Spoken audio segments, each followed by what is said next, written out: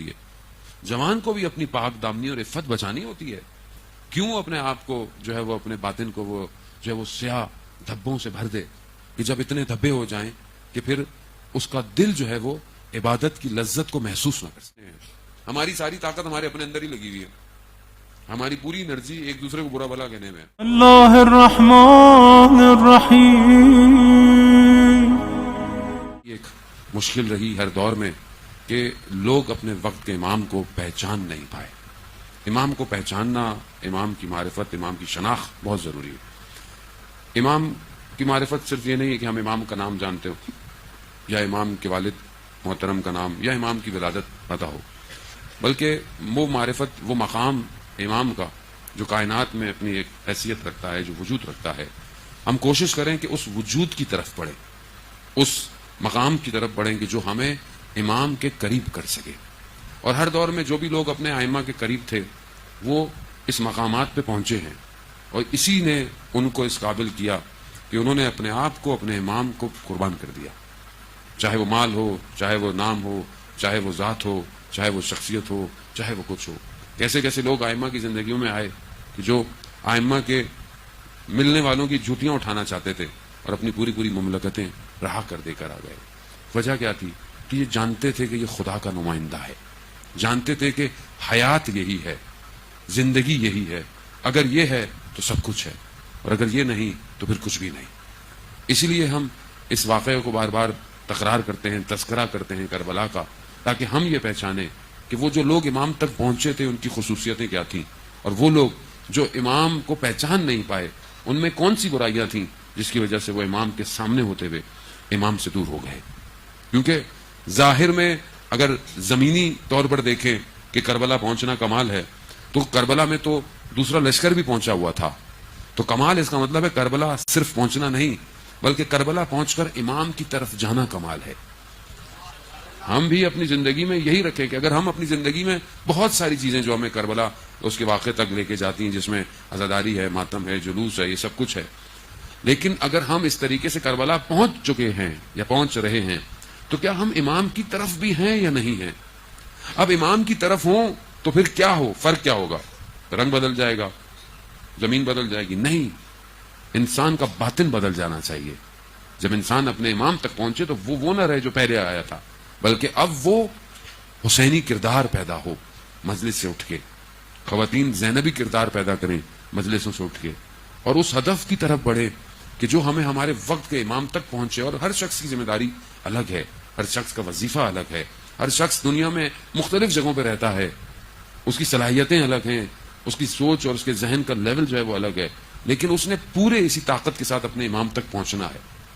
ہم اپنی زندگی کا، میں نے آپ کو پہلے بھی عرض کیا کہ ہم محاسبہ کرتے رہیں ہر روز کہ ہم اپنے امام سے کتنے دور ہیں، ہم اپنے امام کو کتنا پہچانیں. اسی لیے بہرحال ہمیں یہ چھوٹی چھوٹی سی چیزیں بیان کرنی پڑتی ہیں. میں اپنے لیے بیان کرتا ہوں بہرحال، اور اپنے آپ کو تذکر دیتا ہوں، اور پھر دیکھتا ہوں کہ میں کہاں کھڑا ہوں. تو میں اپنے آپ کو بہت ضعیف اور کمزور پاتا ہوں بہت سارے معاملات میں، کہ میں جتنا امام کا ذکر کرتا ہوں کیا میں واقعا امام اور امامت کے کاموں پہ اتنا توجہ دے رہا ہوں یا نہیں دے رہا. یہی امام کہ جن کی آج شہادت ہے، جنہیں ہم یاد کرتے ہیں، جن کی وجہ سے ہم مجلس اور عزاداری سب امام نے ہمیں دی ہے. یعنی امام جب جو بھی چیز دیکھتے تھے تو امام گریا کرتے تھے، امام وضو کرتے تھے تو بھی گریا کرتے تھے، امام جب نماز پڑھتے تھے تو بھی گریا کرتے تھے.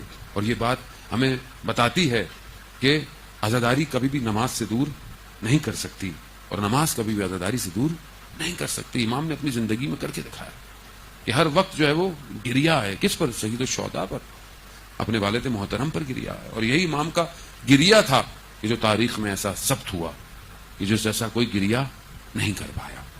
تو ہم بھی بہرحال اپنی زندگی میں دیکھیں کہ واقعا ہمارا جو گریا ہے یہ ہمیں خدا کے قریب بھی لے کے جا رہا ہے یا نہیں لے کے جا رہا. خدا کو چند قطرے جو ہے وہ پسند ہیں، چند چیزیں خدا کو، اس میں سے ایک وہ خون کا قطرہ ہے جو خدا کی راہ میں گرایا جائے، وہ خدا کو بہت پسند ہے. ایک وہ آنسو ہے جو خدا کے خوف سے رات کی تاریکی میں گرایا جائے آنکھوں سے، وہ خدا کو بہت پسند ہے.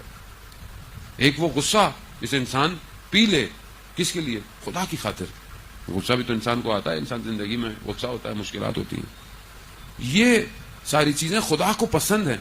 تو ہم اپنی زندگیوں میں دیکھیں کہ ہماری زندگیوں میں یہ چیزیں ہیں یا نہیں ہیں. ابھی سب بہت زیادہ لوگ جب سوال بھی کرتے ہیں کہ ہم اپنے آپ کو گناہوں سے کیسے بچائیں اس دنیا میں جو بہت پورا آشوب ہے, اور جو میں نے بہرحال آپ کی خدمت میں عرض بھی کیا کہ کس طرح دشمن جو ہے وہ تباہ اور برباد کرنا چاہتا ہے, تو وہاں پر یہی ہے کہ ہم اپنے آپ کو اپنی تنہائی میں دیکھیں کہ ہم امام کے کتنے قریب ہیں. جب آپ اپنے آپ کو یہ محسوس کریں گے کہ امام مجھے دیکھ رہا ہے, تو آپ خود بخود چیزوں کو چھوڑ دیں گے. جب آپ کے کمرے میں کوئی کیمرہ لگا ہو یا کوئی چھوٹا بچہ بیٹھا ہوا ہو تو انسان گناہ نہیں کرتا. تو انسان کیا خدا کو اس قابل بھی نہیں سمجھتا کہ جتنا چھوٹے بچے کا خوف ہے, کیا خدا سے اتنا بھی خوف نہیں ہے انسان کو؟ کیونکہ احساس نہیں ہے. آیت اللہ عظمہ بہجت رضوان اللہ تعالی علیہ فرماتے تھے کہ اگر تمہیں خدا کے وجود کا احساس ہو جائے تو تم کبھی بھی گناہ نہیں کرو گے. کیونکہ ہمیں احساس نہیں ہوتا خدا ہے, ہوگا کہیں ہوگا, ہمیں کیا خدا ہے. اب خدا کو جب آپ محسوس کریں کہ ہے تو خود بخود انسان تھوڑا سا گھبراتا ہے, لڑکھڑاتا ہے. میر داماد جو بہت بڑے فلاسفر تھے اور ملا صدرہ کے استادوں میں سے گزرے ہیں, ان کا یا ان کے والد کے لیے بیان کیا جاتا ہے کہ اصفہان میں بہت بڑا, اصفہان کا جو اس وقت سلطان تھا یا جو بھی حکمران تھا, اس کی جو ہے وہ ایک بیٹی اہل حرم میں سے جو ہے وہ گھر سے نکل گئی. گھر میں کوئی ناراضگی ہوئی, انہوں نے اس کو بہت ڈھونڈا اور نہیں ملی. رات ڈھونڈتے رہے, نہیں ملی. صبح جب ہوئی تو دیکھا کہ وہ بیٹی واپس آ گئی, اور انہوں نے پوچھا کہ بیٹی سے پوچھو کہ صحیح ہے, سالم ہے؟ کہاں صحیح ہے, سالم ہے, کچھ نہیں ہوا. کہا بیٹی کو بلاؤ. بیٹی سے پوچھا کہ تم کہاں گئی تھی, رات کو تم نے کہاں گزاری؟ کہا کہ میں لڑ کر گھر سے باہر نکلی اور کہیں مجھے جگہ نہیں ملی. بازار میں دیکھا کہ مجھے رات ہو گئی, دکانیں بند تھیں, تو ایک جگہ پر مجھے ایک دروازہ کھلا ہوا نظر آیا اور وہاں سے کچھ روشنی آ رہی تھی. شمع اور کندیلوں کا دور تھا. تو کہا میں اس میں چلی گئی, اندر داخل ہو گئی, اور میں نے دیکھا کہ ایک حجرہ ہے, اس حجرے میں جو ہے وہ ایک طالب علم بیٹھا ہوا اس روشنی میں پڑھ رہا ہے. میں اندر گئی تو اس نے مجھے توجہ نہیں دی. پھر اس نے مجھے جب ایک نگاہ دیکھی اور کہا کہ آپ کہاں آ گئی, یہ جگہ آپ کے لیے نہیں ہے, یہ تو طالب علموں کا حجرہ ہے. کہا وہ ہم تو شہزادی ہیں, ہماری مرضی, ہم کچھ بھی کریں. تو کہہ رہا خاموش رہے. کہا تم نے رات وہیں گزاری؟ کہا میں نے رات وہیں گزاری. کہا کھایا کیا؟ کہا اس کے پاس پیاز اور روٹی تھی, وہی جو اس کے پاس تھی وہی میں نے. تو اس نے کیا کہا؟ کہا اس کے پاس اتنی خوراک تھی کہ ایک آدمی کھا سکتا تھا. کہا اس نے تمہیں رات بھر کچھ نہیں کہا؟ کچھ نہیں. کہا نہیں, اس نے رات بھر مجھے کچھ بھی نہیں کیا. تو کہا اس جوان کو بلاؤ. جب اس کو بلایا گیا تو اس سے پوچھا کہ تم نے ہماری بیٹی کو دیکھا؟ کہا وہ ایک نگاہ پڑی تھی بس جب وہ آئی. کہا کیسا پایا؟ کہا میں نے اس سے پہلے کبھی کسی کو اس طرح دیکھا ہی نہیں تھا. تو کہا پھر ساری رات وہ تمہارے حجرے میں رہی, تم نے اس کی طرف نگاہ نہیں کی, کیوں؟ تو وہ کہتا ہے کہ مجھے جب بھی شیطان وسوسہ کرتا تھا تو میں جو ہے وہ اپنی انگلی کو جو ہے وہ قندیل کے اوپر رکھ دیتا تھا, اور اس وجہ سے کہ اس کی جلن کا احساس مجھے ہو, اور میں خدا سے کہتا تھا پروردگار میری عفت اور پاک دامنی کو بچا, میں اس جلنے کو پسند کرتا ہوں جہنم کی آگ میں جلنے سے. اور کہا ایک ایک کر کر میں نے اس نے اپنا ہاتھ نکالا, اس کی ساری انگلیاں جلی ہوئی تھی. کہا میں نے ایک ایک کر کر اپنا پورا ہاتھ جلایا اور صبح ہو گئی. اس نے جب یہ دیکھا کہ یہ اتنا پاک دامن ہے تو اس نے کہا کہ تم میری بیٹی سے رشتہ کرو گے؟ کہا میں فقیر طالب علم ہوں, مجھے, کہا میرے پاس کچھ بھی نہیں ہے. کہا جو تمہارے پاس ہے وہ کسی کے پاس نہیں ہے. تو عزیزان محترم, جوان کو ہم سمجھتے ہیں صرف خاتون نے اپنی عزت اور پاک دامنی, جوان کو بھی اپنی پاک دامنی اور عفت بچانی ہوتی ہے. کیوں اپنے آپ کو جو ہے وہ اپنے باطن کو وہ جو ہے وہ سیاہ دھبوں سے بھر دے کہ جب اتنے دھبے ہو جائیں کہ پھر اس کا دل جو ہے وہ عبادت کی لذت کو محسوس نہ کر سکے. جب انسان اس حالت میں ہو تو کہاں رات کو انسان گریہ کرے گا, آنسو آئے گا, خدا کی بارگاہ میں روئے گا؟ کیسے روئے گا؟ کہاں سے رونا آئے گا؟ اور اپنے اوپر تو ویسے بھی انسان کو کہاں رونا آتا ہے, انسان متوجہ ہی نہیں ہے اپنی طرف. مفاتیح الجناح میں ہم پڑھتے ہیں کہ شب جمعہ جب کوئی گریہ کرتا ہے, خدا کی بارگاہ میں استغفار کرتا ہے, تو سمندر کی مچھلیاں اس کے لیے استغفار کرتی ہیں. یعنی خدا کو اس کی توبہ استغفار اتنی پسند ہے. تو یہ پہلی چیز ہے عزیزان محترم, جب تک ہم اپنے وجود کو پاک نہیں کریں گے ہم عبادت کی لذت سے محروم ہیں. جب تک عبادت کی لذت ہمیں مل نہیں پائے گی ہم اپنے امام تک کیسے پہنچیں گے؟ امام خدا کا نمائندہ ہے, حجت الہی ہے، اس سے عشق اور محبت کیسے وجود میں پیدا ہوگا جب یہ وجود پاک نہیں ہوگا، جب اس وجود کے اندر کوئی ایسا مقناطیس نہ ہو. مقناطیس جو ہوتا ہے میگنیٹ، اس پہ جب زنگ آ جائے تو وہ کام کرنا چھوڑ دیتا ہے، وہ نہیں چپکاتا چیزوں کو. اگر زنگ آ جائے، لوہے پہ زنگ آ جائے، وہ مقناطیس سے چپکتا ہی نہیں ہے. تو ہم تو مقناطیس ویسے بھی نہیں ہے. مقناطیس تو امام کی ذات ہے جو چپکاتی ہے، جو بلاتی ہے. لیکن جب یہاں زنگ لگے ہوں تو یہ کہاں چپک کر امام کی طرف جائے گا؟ تو ان زنگوں کو ہم کیسے ہٹائیں؟ زندگی گزرتی جا رہی ہے، داڑھی سفید ہو گئی، بالوں میں سفیدی آ گئی، انسان قبر کی طرف متوجہ ہے. کب اپنے آپ کو پاک کرے گا؟ زندگی ایسی گزر گئی امام سے دوری میں، امام کو دیکھے بغیر، امام کے لیے کچھ کیے بغیر. عزیزان محترم، ائمہ نے اپنا کردار ہر دور میں ادا کیا. انہوں نے تو بلایا ہے، ہمیں ہر دور میں بلایا. یہ ہم تھے کہ یہ دور بھاگتے رہے. راوی بیان کرتا ہے کہ مدینہ میں کہتی تھی، بارش نہیں ہو رہی تھی اور لوگ بڑی دعائیں اور نمازیں پڑھ رہے تھے.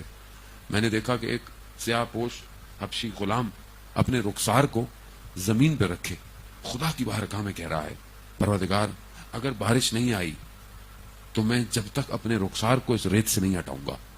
کہا بھی اس کے جملے ختم نہیں ہوئے، باران رحمت شروع ہو گئی. میں نے کہا یہ کون ہے؟ اللہ کا ولی ہے کہ جس کی زبان سے نکلے ہوئے جملوں کو خدا نے رد نہیں کیا. کہا میں نے اس کا پیچھا کیا، کوچا بنی ہاشم کے اندر دیکھا کہ امام کے گھوڑوں کو پالنے والا غلام تھا. یعنی امام اپنے غلاموں کو اس مقام پہ پہنچا دیتے تھے. کیوں؟ امام سے جڑے ہوئے، جانتے تھے امام کیا ہے. ہم اپنی زندگی میں پہچان نہیں پائے. عزیزان محترم، متوجہ ہوں، چوتھے امام نے جو کتاب ہمارے درمیان میں چھوڑی ہے، جسے ہم صحیفہ سجادیہ کہتے ہیں، ہم اس کو کھولیں. کم از کم جو مناسبات ہیں وہ دعائیں تو پڑھیں. کم از کم اگر ہم اس کو اس طرح نہیں پڑھ سکتے کتاب کی صورت میں، تو جو ایام میں دعائیں آتی ہیں، جو ماہ رمضان میں، ماہ رمضان کے شروع کی دعا دیکھیں، ماہ رمضان کے اختتام کی دعائیں دیکھیں صحیفہ سجادیہ میں. ہر روز کی دعا ہے صحیفہ سجادیہ میں. آج جو دن ہے، اتوار کا دن ہے، تو اتوار کی دعا ہے، چھوٹی سی دعا ہے، چھوٹی سی دعا ہے. دعا کو پڑھیں، ترجمہ پڑھیں، دیکھیں امام کس طرح خدا کو پکار رہا ہے. لیکن اگر ہم اس طرح نہیں امام کے اطاعت کر پائیں گے، ان دعاؤں کو کہ جو مناجاتیں امام نے ہمیں تعلیم فرمائی ہیں، اگر وہ ہماری زندگی میں نجوہ نہیں ہے، وہ مناجات نہیں ہے، تو پھر ہم کس طرح امام کو فالو کرتے ہیں؟ ہم کیسے امام کے اطاعت کرتے ہیں؟ ہم کیسے کہ امام اتنا گریا کرتے رہے اتنے عرصے تک، اور امام نے اس گریا میں اتنا بڑا ہمیں تحفہ دیا، اتنا خزانہ دیا، اور ہمارے پاس وقت نہیں ہے کہ ہم ان دعاؤں کا مطالعہ کریں، ان دعاؤں کو پڑھیں. وہ مناجات، وہ سرگوشیاں، وہ گفتگو جو ائمہ نے ہمیں تعلیم فرمائی ہے، وہ ہماری زندگی میں کہاں ہے؟ وہ مناجات امیر المومنین کہاں ہے جسے مولا مسجد کوفہ میں پڑھا کرتے تھے؟ کہاں ہے ہماری زندگی؟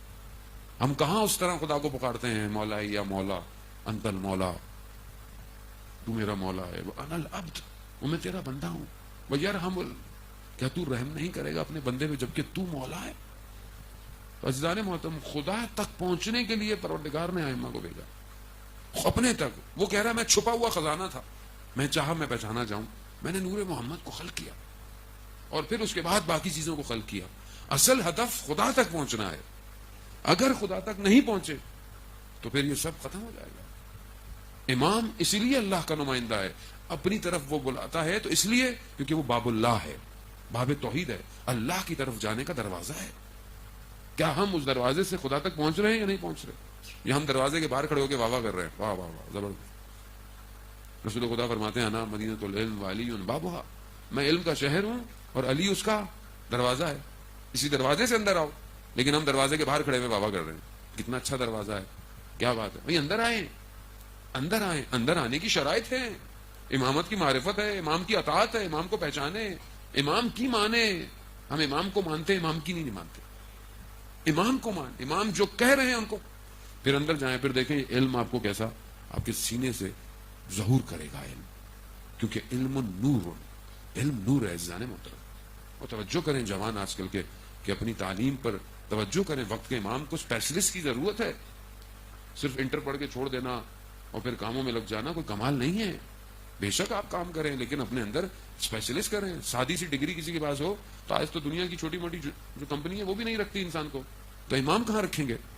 تو کم از کم اسپیشلسٹ تو ہوں کسی فیلڈ میں، چیزوں کے اسپیشلسٹ ہوں، تعلیم حاصل کریں، پڑھیں، معاشرے میں دنیا میں اپنا مقام لے کر آئیں، دنیا کو دکھائیں کہ امام کے ماننے والے دنیا میں کیسے ہیں. اس کے جب آپ اپنے اندر اچھائیوں کو پیدا کریں گے تو ہی تو ہم ظہور کی طرف بڑھیں گے. امام کو جب امام حکومت کی تشکیل دیں گے، جب حکومت بنائیں گے تو اس میں لوگ چاہیے کہ نہیں چاہیے؟ ہر طرح کے لوگ چاہیے. شہر کو بنانے والے چاہیے، ٹنلز بنانے والے چاہیے، traffic management, air traffic management. تو زمانے میں تو گاڑیاں اڑنا شروع ہو گئی ہیں، ظاہر ہے بننا شروع ہو گئی ہیں، گاڑیاں ہواؤں میں اڑ رہی ہیں، بنا رہے ہیں. تو کیا ہمارے پاس، ہم سوچ رہے ہیں اس بارے میں کہ اس کو بھی سیکھنا پڑے گا ہمیں؟ یا بہت انڈر گراؤنڈ ٹنل بنائے جائیں گے دنیا میں تاکہ شور انسان کو اذیت نہ کرے، پولوشن انسان کو اذیت نہ کرے. دنیا جو ہے وہ الیکٹرانک کار کی طرف جا رہی ہے کہ پولوشن نہ ہو پیٹرول کی وجہ سے. تو کیا ہم متوجہ ہیں ان ساری چیزوں کی طرف؟ مطلب امام ہمارے ذہن میں آئیں گے، گھوڑے پہ تلوار لے کے آئیں گے، تمہارا پہاڑوں کا دور آ جائے گا. یہ ہمارے ذہن میں یقیناً امام کے پاس تلوار ہے، یقیناً امام کے پاس وہ گھوڑا ہے، لیکن امام ہر نبی اپنے زمانے میں اپنا معجزہ لے کر آیا ہے. ہر ائمہ اپنے زمانے کے حساب سے انہوں نے مقابلہ کیا ہے. تو ہمارے وقت کے امام جب اس پوری ٹیکنالوجی کا دور ہوگا تو ہم کہاں، ہم لوگ پیچھے رہ جائیں؟ ایسا ہو ہی نہیں سکتا. جب تک آپ ترقی کے منازل کو طے نہیں کریں گے، امام تک کیسے پہنچیں گے؟ کیا دیں گے امام کو؟ کیا ہے میرے پاس ابھی امام کو دینے کے لیے؟ کیا ہے؟ میں کیا ابھی ایسا کچھ کر رہا ہوں یا کرنا چاہتا ہوں، چاہے وہ علمی میدان ہو چاہے وہ عملی میدان ہو؟ کیا میں وہ چیز پریزنٹ کر رہا ہوں امام کو ہدیہ دینے کے لیے کہ مولا یہ میں نے آپ کے لیے تیار کیا ہے؟ تو اسے کون سوچے گا؟ عزیزان محترم، کوئی نبی نہیں آئے گا، کوئی آسمان سے اب نہیں آئے گا. حضرت عیسیٰ آئیں گے لیکن وہ بھی امام کے بعد، جب امام ظہور امام کے پیچھے آئیں گے نماز پڑھنے کے لیے، لیکن وہ بھی آ کر امام کی جو ہے وہ امامت میں نماز کو ادا کریں گے. اور وہ سارے کرسچن جو حضرت عیسیٰ پہ ایمان رکھتے ہیں وہ سارے مسلمان ہو جائیں گے. سارے جو ہے وہ، ہم یہ نہ خدا نخواستہ ہم رہ جائیں. اس لیے دشمن جو ہے وہ پوری کوشش کر رہا ہے کہ جھوٹا اور لوگوں کے ذہنوں میں ابھی سے، اور انہوں نے بہرحال پلان بنایا ہے پورا کہ یہ حضرت عیسیٰ کے نزول سے پہلے حضرت عیسیٰ کو خود اتاریں گے. یعنی جو ہولوگرام ٹیکنالوجی ہے اس سے یہ دکھائیں گے کہ آسمان سے کوئی آ رہا ہے اور آ رہا ہے، اور پھر دکھائیں گے، اور پھر خود اپنا بنایا ہوا ایک، جسے یہ خود مسیح کہیں گے، اور وہ ایسے کام کرے گا کہ لوگ اس سے بیزاری کا اظہار کریں گے، جبکہ وہ اینٹی کرسٹ ہوگا، وہ حضرت عیسیٰ کے مقابلے کا ہوگا، اور دنیا کو دور کریں گے کرسچینٹی سے. یہ ان کا پلان ہے، یہ ان کا ایجنڈا ہے. ہلکا نہیں لیں آپ دشمن کو، دشمن بہت پلان پر ہے. ہمیں پتہ ہی نہیں ہے دنیا میں جو ہمیں ہو رہا ہوتا ہے وہ سچ ہے بھی کہ نہیں ہے. ہمیں تو بولا گیا چاند پہ گئے تھے، پتہ نہیں کب گئے تھے، کوئی گیا بھی تھا کہ نہیں گیا. اگر اتنے سال پہلے کوئی گیا تھا تو اب تک تو وہاں دکانیں اور کیبن بنی ہوتی، ہم بھی جاتے کچھ کھا پی کے آ جاتے واپس. تو ابھی تک دوبارہ کیوں نہیں گیا کوئی چاند پہ؟ تو اس کا مطلب ہے کہ سب سائیکولوجیکل وار تھی، کولڈ وار تھی رشیا کے ساتھ، اور اس مقابلے کے اندر بولا کہ جی وہ چاند پہ گئے. ابھی دیکھیں تو لگتا ہے سب سٹیج اور سب اسٹوڈیو کے اندر ہی تھا. وہ بہت آرٹسٹ ہیں، وہ ذہنوں کو کنٹرول کرنا جانتے ہیں کیسے کرنا. ہم کیا کر رہے ہیں؟ ہمارے پاس کیا ہے ان کو مقابلہ کرنے کے لیے؟ ہماری ساری طاقت ہمارے اپنے اندر ہی لگی ہوئی ہے. ہماری پوری انرجی ایک دوسرے کو برا بھلا کہنے میں. مسلمان آپس میں لگا ہوا ہے، کہیں سنی شیعہ ہے، کہیں کیا ہے، کہیں کیا ہے، ساری طاقت اسی میں لگی ہے مسلمانوں کی. اور پھر جو آپس میں ہے ان کے اندر بھی فرقے ہیں ہر جگہ. اور ہم مومنین ہیں تو ماشاءاللہ ان میں بھی سب دبا کے فرقے بنے ہوئے ہیں. مومنین کے اندر بھی ایک ایسا ہے، ایک ویسا ہے، فلانی انجمن ہے، یہ انجمن ہے، یہ ہے، وہ ہے، یہ امام بارگاہ ہے، وہ امام بارگاہ ہے، یہ اسکول آف تھاٹ ہے، اس میں بھی لگے ہوئے ہیں. اور امام ہماری طرف نگاہ کر رہے ہیں کہ یہ کب جڑیں گے، کب متحد ہوں گے، میں آؤں. آپ خود سوچیں نا، جو ہم کہتے ہیں کہ 313 نہیں ہو رہے، آپ دوسروں کو کیوں دیکھتے ہیں؟ اپنے آپ کو دیکھیں. میں ہوں اس قابل 313 میرے اندر مقام ایسا ہوا، میں نے اپنی کمیونٹی سوسائٹی کو کرنے میں کچھ کامیاب کردار ادا کیا. آپ چھوڑ دیں دنیا کو، آپ اپنے صرف شہر کو دیکھیں، آپ شہر کو بھی چھوڑ دیں، اپنی کمیونٹی کو دیکھیں. کیا اس کمیونٹی کو میں نے اس قابل کیا ہے کہ امام یہاں تشریف لائے؟ کیا میں کوئی ایسے اقدامات کر رہا ہوں، برائیوں کو باہر کر رہا ہوں معاشرے سے؟ اور پہلے کہاں سے ہوگی؟ گھر سے ہوگی. کیا ہمارے گھروں میں ہم نے وہ کام کیے ہیں جو امام کو پسند ہیں؟ اور جو چیزیں ناپسند ہیں کیا ان کو میں باہر نکال رہا ہوں؟ کون کرے گا یہ کام؟ کس کا کام ہے؟ ظاہر ہے جو معاشرے میں کمیونٹی میں لوگ بڑے ہیں، بزرگ ہیں، ان کا کام ہے، بہرحال علماء کا کام ہے، وہ یقیناً اپنا کردار ادا کر رہے ہیں. لیکن اصل رول تو آپ کو پلے کرنا ہے. اگر آپ اپنے گھروں کو اس قابل نہیں بنائیں، مسجد میں آپ کہیں ہاں جی بڑے مسائل ہیں، بڑے پریشانیاں ہیں، بڑی مشکلات ہیں، جوانوں کی بڑی مشکلات ہیں، بڑے گناہ ہو رہے ہیں معاشرے میں، تو کیا کریں اس کا؟ تو حل دیں جوانوں کو. کیوں گناہ کر رہا ہے جوان؟ کیوں آپ اتنا سسٹم اتنا سخت بنایا ہوا ہے کہ شادی مشکل سے ہوتی ہے؟ گناہ تبھی ہو رہا ہے جب آپ شادیوں کو سخت کریں گے تو گناہ ہوگا. کیوں ہم نے آسانی بنایا ہوا؟ کیوں ہم یہ کہتے ہیں کہ اتنے لاکھوں روپے خرچ ہو تو شادی ہو؟ تو مشکل تو ہم نے خود بنایا ہوا ہے. مسجد میں، ممبر پہ، امام بارگاہ میں سب باتیں اچھی ہیں، لیکن جب گھر جائیں گے مولانا صاحب کیا کریں، ایک ہی تو بیٹا ہے، اب بڑی دھوم دھام سے تو شادی کرنی ہے نا، ایک ہی بیٹی ہے مولانا صاحب، اب آپ کی ایک ہی بیٹی ہے، اس میں کیا کریں، آپ سب کریں، سارے کام کریں. تو پھر یہ گھر کیسے امام کی طریقے بڑھے گا جہاں پہ امام راضی نہیں ہے جن کاموں سے؟ فضول خرچی سے امام راضی نہیں ہے. آپ کے پاس اگر پیسہ ہے تو 6 اور کی شادیاں کروا دیں. یہ کام ہم کب کریں گے؟ سادگی کب ہوگی؟ آسانی کب ہوگی؟ تو میں چھوٹی سی مثال دے رہا ہوں. پھر ہم کہتے ہیں کہ وہ ہم یہ ہوگا وہ یہ، اس طرح بڑھتے چلے جائیں اپنے گھر کے معاملات میں، اپنی زندگی کے معاملات میں، سب ایسے ہی ہیں. دوسروں کے لیے ہماری ساری نصیحتیں.